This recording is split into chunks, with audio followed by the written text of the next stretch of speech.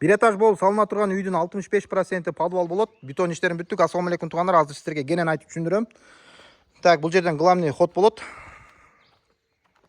Киргенде узун холл.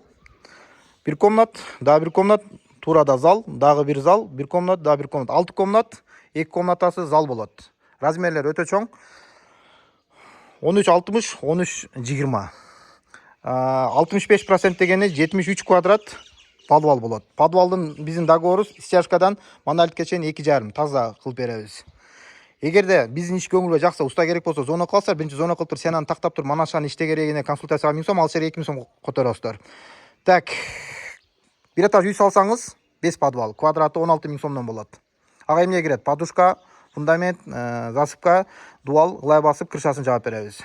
Подвал менен кылам десеңиз, ушуга окшоп бир 50%, же 60-70%, бул дагы 16 000ден саналат. Себеп дегенде буга биз котлован казабыз, подушка, фундамент куюп чыгабыз. Көрүп турасыздар мындай.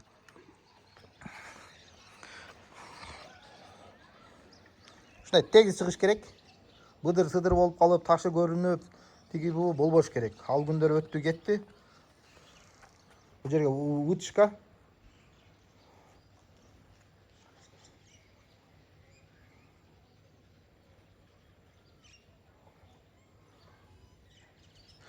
Так, бул жерди пасыраак кылганыбыздын себеби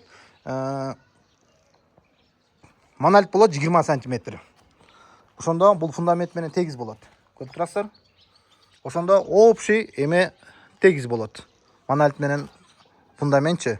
Анан кийин колонналар куюлат, засыпка болот.